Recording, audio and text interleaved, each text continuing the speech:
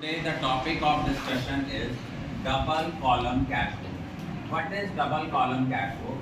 It records the receipts and payment made by cash as well as by check. It is having 5 columns on each side. One is date, particulars, LF, cash and bank. Date, particulars, LF, cash and bank. In cash column we record only the transactions relating to cash, but in case of bank column we record only the transaction relating to bank. First of all, while preparing double column cash flow, initially cash in opening balance of cash in hand and cash at bank is given. As you know, cash as well as bank both are assets. As you know, both are assets and both are having debit balance in the absence of information. Cash का तो balance हमेशा ही opening debit होगा, bank का balance debit भी हो सकता है, credit भी हो सकता है. अगर क्वेश्चन साइलेंट है रिगार्डिंग द बैलेंस, मतलब बैलेंस दिया है, ये नहीं लिखा ओवरड्राफ्ट है कि नहीं है, आप इनको लोगे to balance brought down cash का कैश में, बैंक का bank. But if it is given in the question bank balance आगे लिखा है credit balance, it means it's bank overdraft. अगर लिखा है बैंक के आगे क्रेडिट बैलेंस या लिखा है बैंक ओवरड्राफ्ट तो इट्स अ लायबिलिटी.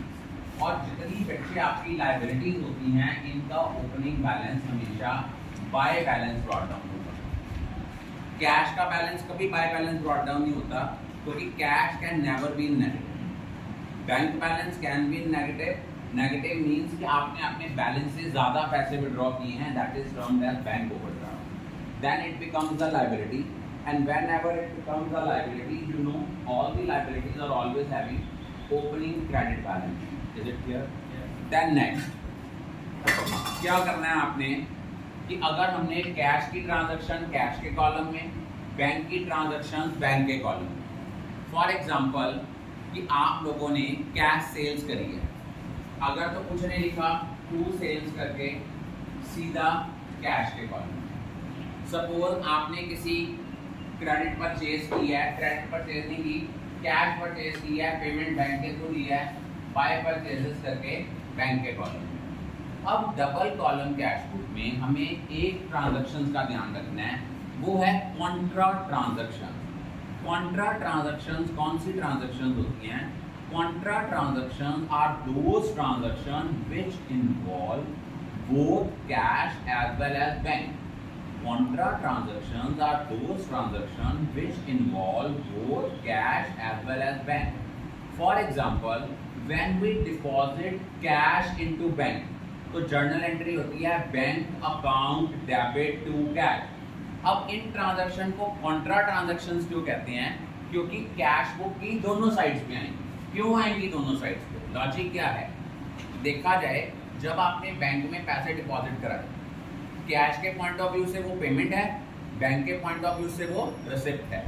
तो जब हमने बैंक में पैसे डिपॉजिट करवाए, हमने एंट्री लिखनी है बाय बैंक अकाउंट, एलएफ में कॉन्ट्रा, कॉलम कैश, क्योंकि कैश के पॉइंट ऑफ व्यू से वो क्या है? पेमेंट है. और इधर लिखना है टू कैश अकाउंट करके कॉन्ट्रा बैंक के कॉलम में, क्योंकि बैंक के पॉइंट ऑफ व्यू से ये क्या है? आपकी रिसिप्ट है.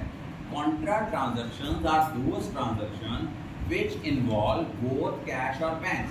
These are called as contra transactions because these are recorded on both sides of the cash flow. एक के पॉइंट ऑफ व्यू से रिसिप्ट है, दूसरे पॉइंट ऑफ व्यू से वो पेमेंट है.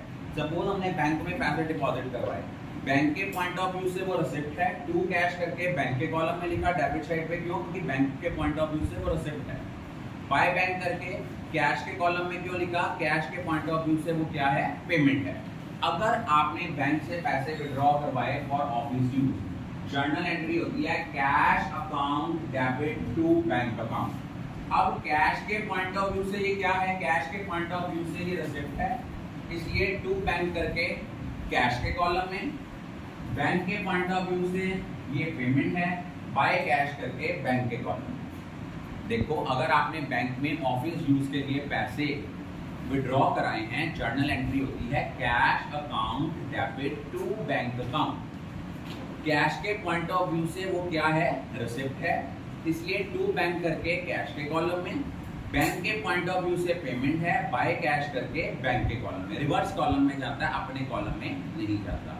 तो कॉन्ट्रा ट्रांजैक्शन वो ट्रांजैक्शन होती हैं which involve both cash as well as bank, और वो आपकी दो ट्रांजैक्शन वही होती हैं जो जब आप बैंक में पैसे डिपॉजिट कराते हो या बैंक से पैसे विड्रॉ करते हो for office use. For example, अगर आपने कोई चेक रिसीव किया कस्टमर से और उस चेक को आपने नेक्स्ट डे डिपॉजिट करवाया बैंक में, इट मीन्स जिस दिन चेक रिसीव किया आपकी एंट्री बनेगी cheque in hand account debit to customer, cheque in hand account debit to customer. अब इस ट्रांजैक्शन में ना बैंक इन्वॉल्व है ना कैश इन्वॉल्व है, इट मीन्स ये ट्रांजैक्शन कैश बुक में शो नहीं होगी। जिस दिन आपने चेक रिसीव किया बट आपने सेम डे बैंक में डिपॉजिट नहीं कराया, तो इट मीन्स इसकी जर्नल एंट्री बनेगी cheque in hand account debit to customer. अब इस ट्रांजैक्शन में ना तो बैंक इन्वॉल्व है ना कैश इन्वॉल्व है, so such type of transaction will not be recorded in the cash book, इनको आप अलग जर्नल में शो करोगे।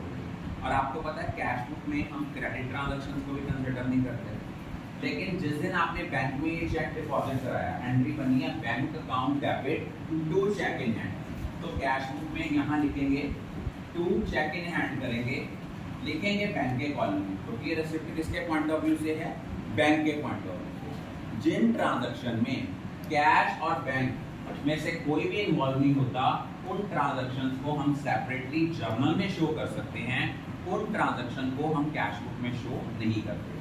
उसके बाद हम क्या करते हैं, रिसिप्ट में से पेमेंट माइनस करेंगे तो क्लोजिंग बैलेंस आएगा।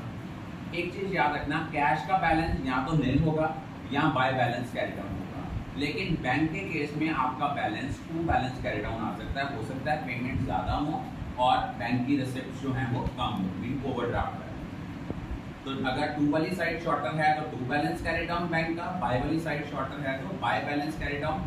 बट कैश के केस में टू बैलेंस कैरी डाउन नहीं आ सकता, because cash can never be in negative. I think all of you are clear about